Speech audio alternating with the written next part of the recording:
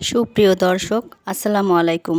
প্রচণ্ড গরমের মধ্যে এই কোল্ড কফি যদি আপনারা বাসায় তৈরি করেন তাহলে কিন্তু আর রেস্টুরেন্টসে খেতে চাইবেন না। এছাড়া অল্প খরচে বাসায় যদি তৈরি করে নিতে পারি তাহলে রেস্টুরেন্টসে যাওয়ার মানেই হয় না। তো আসুন দেখে নিই কীভাবে তৈরি করা যায় ঠান্ডা ঠান্ডা কোল্ড কফি। প্রথমে নিয়েছি 2 প্যাকেট 5 টাকা দামের ইনস্ট্যান্ট কফি পাউডার। তার মধ্যে দিয়ে দিলাম 2 চামচ চিনি। চিনিটা আপনাদের পছন্দ মতো, যার যেমন ভালো লাগবে খেতে ভালোবাসেন তেমনই দিবেন। তারপরে এটাকে ভালোভাবে মিক্স করে নিলাম। মিক্স হয়ে গেলে এর ভিতরে দিয়ে দিলাম অল্প কিছু গরম পানি। পানিটা দিয়ে আমি কফিটাকে ভালোভাবে মিশিয়ে নিয়েছি, যাতে ভিতরে কোনো দানা না থাকে। একদম পারফেক্টভাবে মিশিয়ে নিচ্ছি।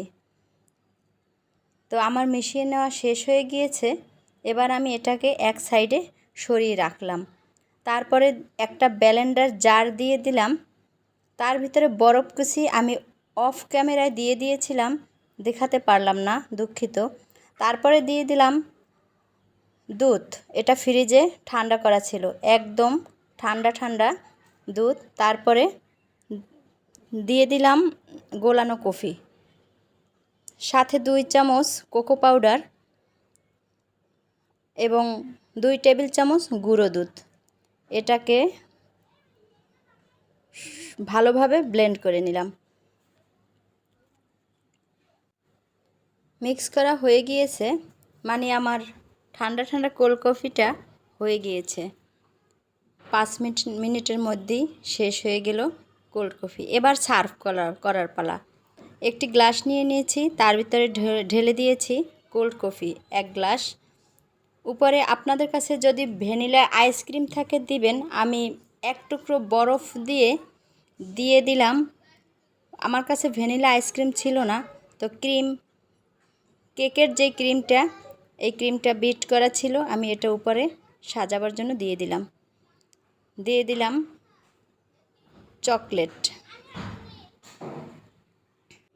এবারে নিয়ে আসলাম একটি প্লাস্টিক জার।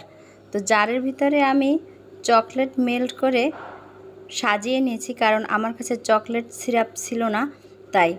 এবারে দিয়ে দিলাম সেই কোল্ড কফি, তারপরে উপরে দিয়ে দিলাম ক্রিম। তারপরে আমি চকলেট ঘুরিয়ে ঘুরিয়ে পরিবেশনের জন্য, সুন্দর দেখাবার জন্য দিয়ে দিলাম। তো এই তৈরি হয়ে গেল আমার কোল্ড কফি।